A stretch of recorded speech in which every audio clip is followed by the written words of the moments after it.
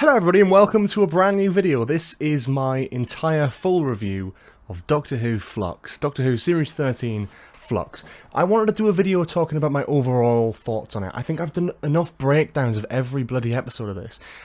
If you're not already aware of what I've been doing on YouTube, of course, there are a whole 6 episodes worth of reviews on the channel right now for all 6 episodes of Doctor Who FLUX. But not just that, I've also got a podcast episode for each episode as well, breaking down each episode in a 40 to 50 minute breakdown, talking about my thoughts, my theories, etc., which obviously are a bit irrelevant now because the series is done. But if that's the kind of thing you're interested in and you want to check those out, link will be in the description obviously. But basically, long story short, I wanted to do a little video this week sort of going, well, let's summarise these episodes. Let's not just summarise them, but let's just rank them. Was FLUX a success? Was FLUX a failure? Was FLUX better than Series 11 and 12? Was it worse than that? Is it the sign of a dying show, or is it something that is very positive and uplifting and great? So let's talk about that. You may have looked at my reviews over the last few weeks and probably realised that there's a bit of a consistent trend that my thoughts on the episodes tend to go mostly downhill. And that's not a bad thing. It sounds bad. I don't know if my favourite episode would be the Halloween Apocalypse, but I think it's the one that surprised me the most. And for further context, when it came to the marketing of Series 13, I mean, you all know this year, for personal reasons or otherwise, I did take a step back from YouTube. But quite frankly, as someone who used to do Doctor Who news and all that sort of stuff, there wasn't much to talk about this year. There really wasn't much to hype up Series 13. The first trailer came out, I can't even remember when, but it was bloody late. It just so happened I was moving out on the same day, so I didn't even get a chance to cover that. And then the second trailer came out and I was at work, so I wasn't able to cover that. And I kind of just had this really detached, kind of lukewarm feeling going into Series 13, that it was just going to be the sort of same old stuff. Not that I don't like Series 11 and 12, because as you know, probably from the reviews on my channel, live streams, etc., you know that I probably do actually like these. I've rewatched them recently, and I do actually like quite a few episodes in Series 11, and I do like a few little ideas in Series 12 as well. But Series 13, being a more sort of canon lore-focused angle, did excite me, but also worry me, and I wasn't too invested in the build-up to the series, admittedly. That being said, when it started with the Halloween Apocalypse, it's fair to say I was very impressed. It had its fair share of flaws, but I was genuinely excited. I was on the edge of my seat all the way through the episode. They managed to set up all these arcs really well, and I genuinely loved the mystery behind it. I wasn't feeling impatient, I wasn't feeling anything like that.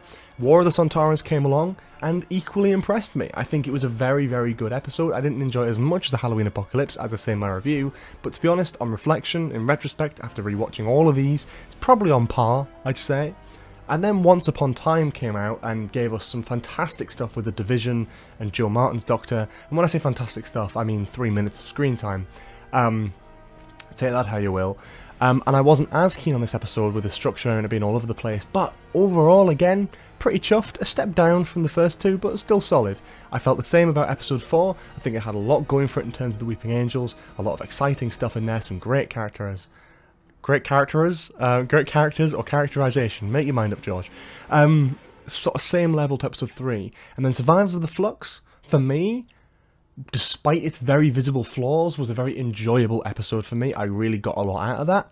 So we had 2 episodes of pretty good quality, 2 episodes of slightly less, but still pretty solid stuff, building up the arc and the story. I'm starting to get a little bit impatient by Village of the Angels, but that's fine.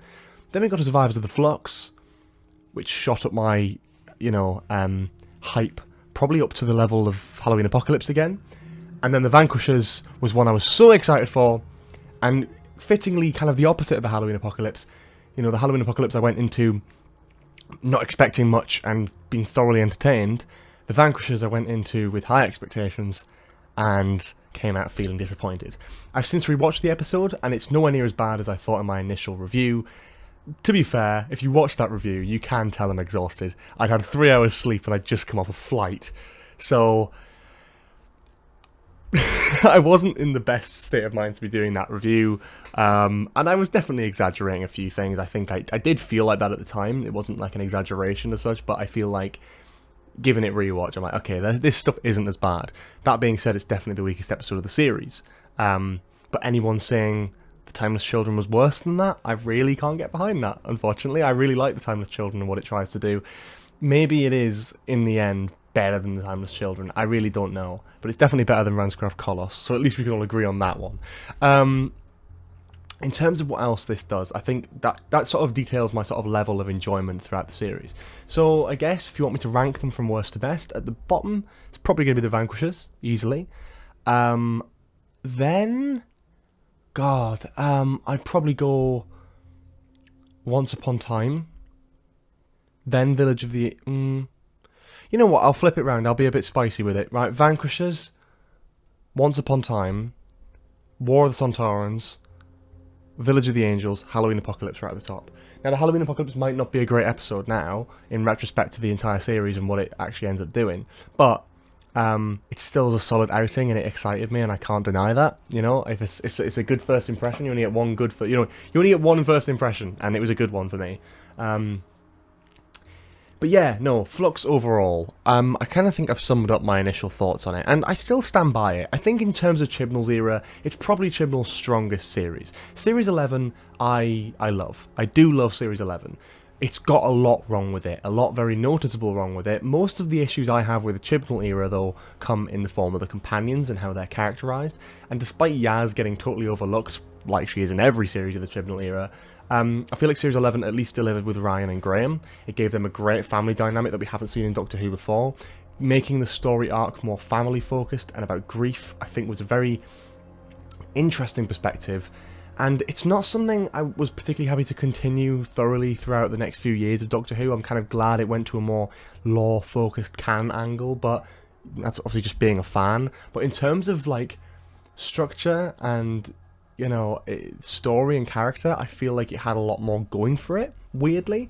I love stuff like the Witchfinders. Rosa's great, but I think I've seen it too many times. Demons of the Punjab and the Witchfinders, I love them 2 episodes. I'm pretty keen on It Takes You Away as well. And yeah, The Woman Who Felt the Worth is fine. Ghost Monuments, it is what it is. There's a few episodes that just don't work and don't land as well as previous eras, but I still like Series 11 for what it is. Series 12 has some great, like, canon stuff, like Spyfall. It's thoroughly entertaining, or at least I thought it was. And then I rewatched it and thought, despite the Master, everything the Master's in is brilliant. But beyond that, the Daniel Barton stuff, the other stuff is very strange. Chibnall originally said that the Master wasn't even supposed to be in that, apparently. It wasn't like, that was more of a last minute decision in terms of the scripting process, which baffles me because it feels like actually the more developed stuff in the script is the Master stuff, not the Daniel Barton stuff. That is just all over the place. There's duds like Orphan 55, Praxius, but it also has some big high points, Series 12, like Nikola Tesla's Night of Terror, Fugitive of the Jadoon. Can You Hear Me isn't great, but what I will say is on rewatch, I did tear up at the ending with Yaz and her mental health stuff. It's such a shame that hasn't been developed more. I love that. And I was a fan, obviously, of Haunting of Villa Diodati, and The Timeless Children, I think, is a pretty entertaining flick. Flux is definitely an interesting one, and it's difficult to compare. Overall, I'd probably say I enjoyed Series 12 more than Series 11, despite Series 11 feeling a lot more original and a lot fresher. Series 12 feeling more of a rehash of old Doctor Who stuff. But Flux probably takes the cake for me on both of them, because it has that right balance of new stories and, like, Time Lord, lore, Doctor Who-y goodness stuff. And I like a good balance of that, and Flux did have a good balance of that. I think just overall with it, I had a few issues with how it came together in the end. The problem with doing such a big story arc over 6 episodes is if you cannot get it into 6 episodes, it's going to feel crammed, it's going to feel squashed, it's not going to work as well as it could. And I feel like Chris Chibnall is a strong enough writer to be able to handle this stuff. And he almost did. And he almost proved some critics wrong there. But I think Flux... The thing with Flux is it didn't hype the series up enough. It felt like a special. It didn't feel like a whole series event. And that's just because of the numbers. I mean, 6 episodes just is not enough for a series of Doctor Who, in my opinion. I feel like the story would have benefited from more episodes. I feel like the promotion of the series would have benefited from more episodes. I feel like just having more episodes overall would have been better. I know a few people were disappointed when they initially said you were going to get 8 episodes in Series 13.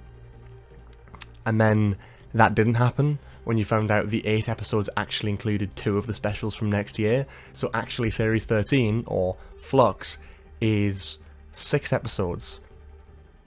Like, less than half what we used to get in the David Tennant era, which is not a bad thing, because you're doing your sort of one big story thing. But when the story feels like it needs more room to breathe, and the characters feel like they need more development, and there's certain things that just sort of stick out and don't really work, I feel like they could have benefited from more. But that being said, I think that Flux is one of the most ambitious and creative things Doctor Who has done in years. It's left me more excited for Doctor Who, and anticipating more from it. When the show was actually on, I was excited by it. Week by week, I was thoroughly excited by new Doctor Who content, which is saying a lot, because I haven't been like, as I say, I like Series 11, I like Series 12. If I'm being like a critic about it, I guess I can say which ones I like and which I don't like. But in terms of excitement, in terms of raw, natural Doctor Who fan kind of just enjoying the show and being excited week by week, God, I could even go back to maybe as far as like Series 5 or 6 since I last felt like I did with Flux, which feels mad, I know, but I genuinely was excited, and that's because the story carries through. It's the first big arc in the Chibnall era, really, and I feel like they did a lot good with that.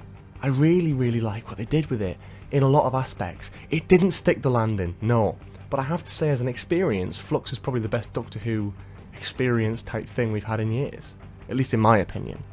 And, you know, everyone's entitled to their own opinion on it. I think some people are a bit extreme, either one way or another. Some people absolutely adore it and say it's the best piece of television of all time. Some people say it's the worst television of all time. Again, I disagree with both. I think there's a healthy middle. I think you either look at it and go, oh, this stuff worked and this was enjoyable, but this stuff was just, like, wasn't as good, but that's just a minor thing. Or you go, this stuff really worked, but most of it was kind of a letdown. Being, like, critical is a balancing act, really, I find. And maybe I'm wrong, and I'm not trying to knock people for having opinions about a TV show, because it is just a daft family TV show after all.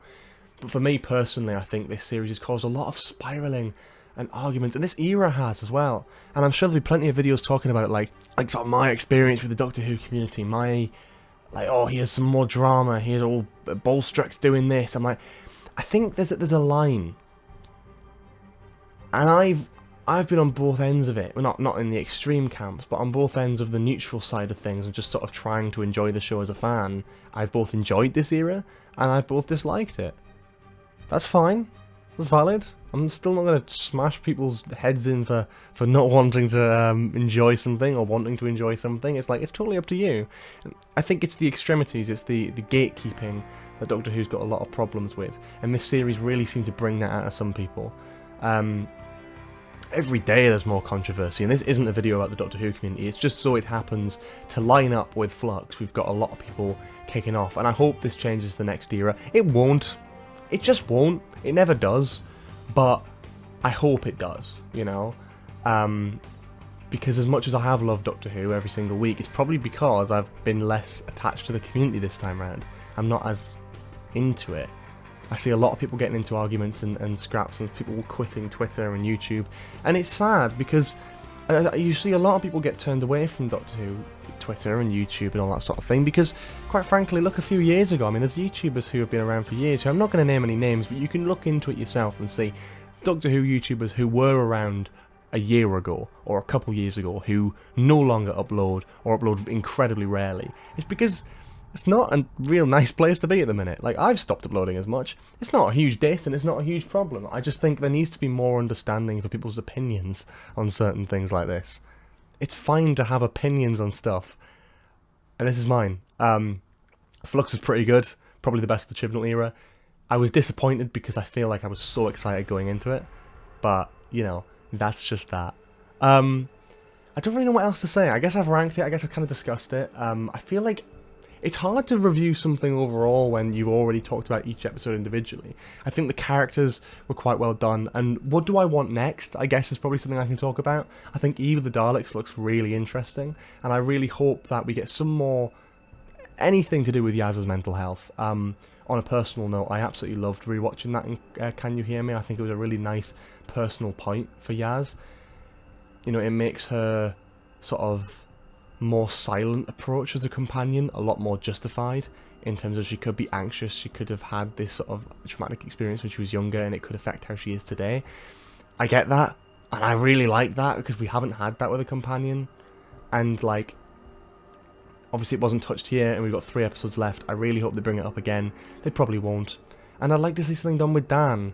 I like Dan. At least I did in the first few episodes, and he hasn't really done much since. Because there's been so many characters, we've just kind of lost track of who Dan is and what he's supposed to be doing.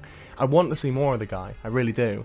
And I hope they resolve the division stuff. I hope they resolve the whole thing about the Doctor's history before Russell steps in.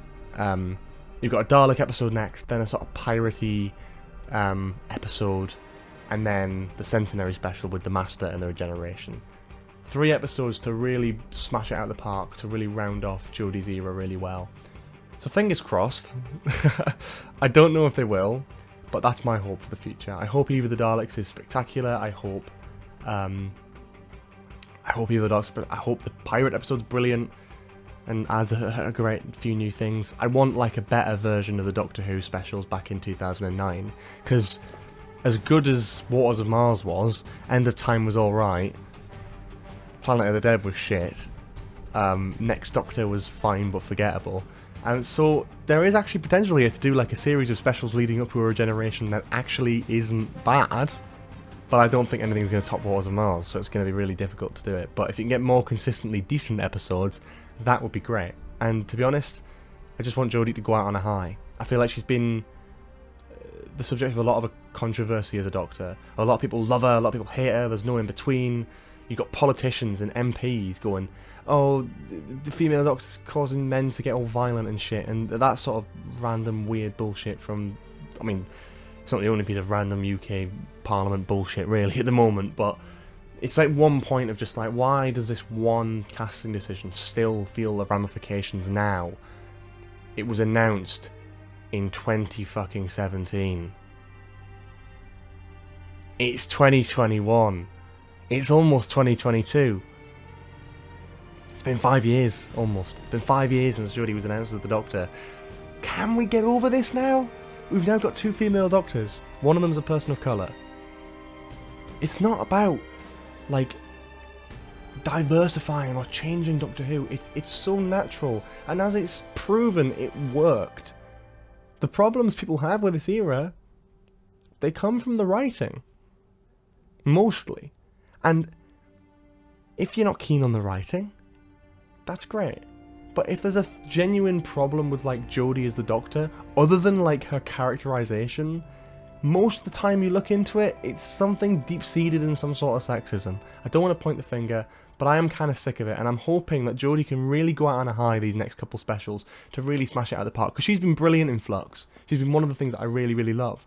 And I'm hoping that with these specials, she can absolutely smash it out of the park, because I know she can, and I know Chibnall can as well. I just want them to do it. Anyway, I think this kind of concludes it. This has been a lot more of a weird ramble rant kind of thing than I was expecting, but yeah, that's that. I don't know if I'm going to be uploading much before Christmas from now, so if I don't do that, then happy Christmas, have a good time, have a lovely time despite all the restrictions and all that sort of thing, and I should be able to see you hopefully on New Year's for Eve of the Daleks. I'm going to be doing a review on there, and obviously on my podcast Spill Your Beans as well, so feel free to check that out. I might have a Spider-Man review coming, I don't know, I'll decide when I see it, if I have much to talk about. But yeah, thanks so much for watching this. I really hope you enjoyed it, and yeah, I'll see you all later. Have a lovely day. Bye bye.